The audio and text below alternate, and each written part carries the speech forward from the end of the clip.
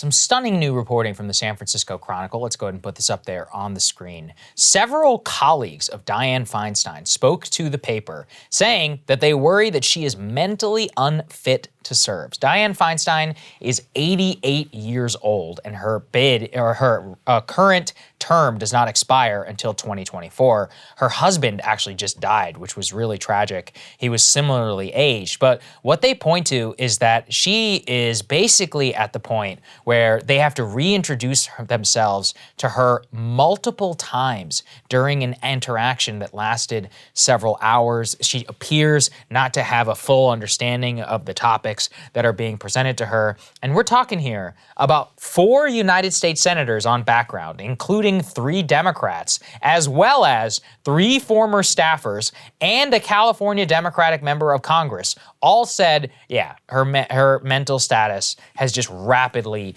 deteriorated. And this is sensitive and it's hard, right? Which is that, look, you know, it's not all old people, but I think as anybody who's had an experience with people who are like this, and especially at this age, it can happen extraordinarily quickly.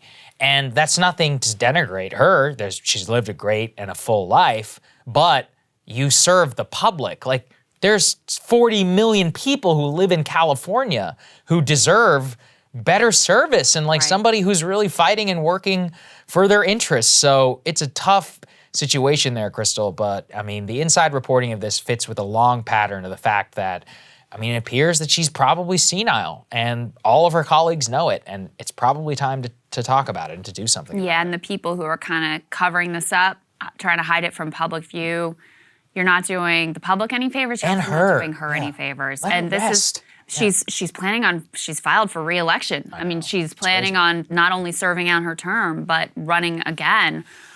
Some of the details here, I mean, it really just is very sad, especially if you've had, you know, your parents or any loved one that you've seen go through this kind of decline.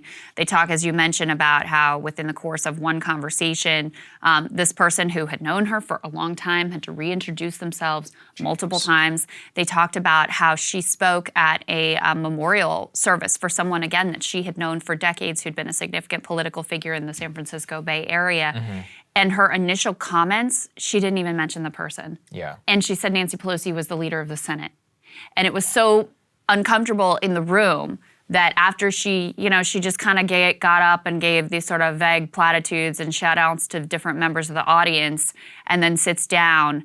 And it was so uncomfortable that her staff told her she had to get back up and talk about the person whose life they were actually there to memorialize. This, of course, comes on the heels also of, you guys might remember this report from the New Yorker, that Chuck Schumer sat down and had this difficult conversation with her about, you know, you're not going to be able to be chair of the Judiciary Committee. Mm-hmm. And so he does this, you know, what was painful, difficult conversation with her.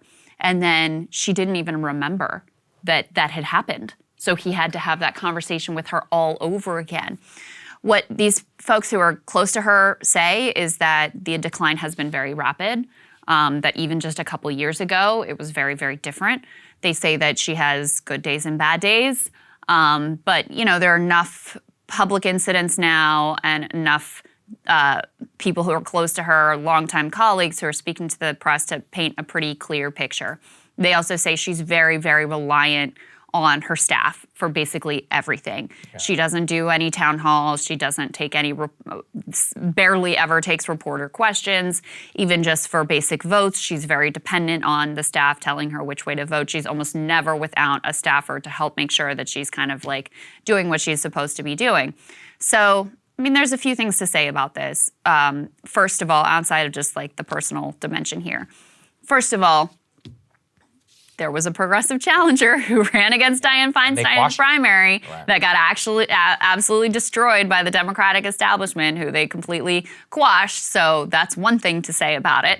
Another thing to say about it is, and this is something that our great friend Irami is always talking about, you shouldn't be able to be a politician and get away with not doing town halls and not answering public questions 100%. and not being responsive, because ultimately, they kind of frame this article of like, this is why we should have term limits. No, this is why the public should actually be able to see who their representatives are and have to face questioning and face the public. Because I guarantee you, if Californians, were able to see fully what the capacity here was at this point, they would be looking to go in another direction. And in fact, our approval rating is falling precipitously in the state as more and more of these reports ultimately trickle out. So to me, that's what this really argues for, is if you're Nancy Pelosi and Shahid Buttar is running against you, if you're Jim Clyburn and you've got a candidate running against, whoever you are, you should have to do public debates and actually respond to voters and to reporters and to the public.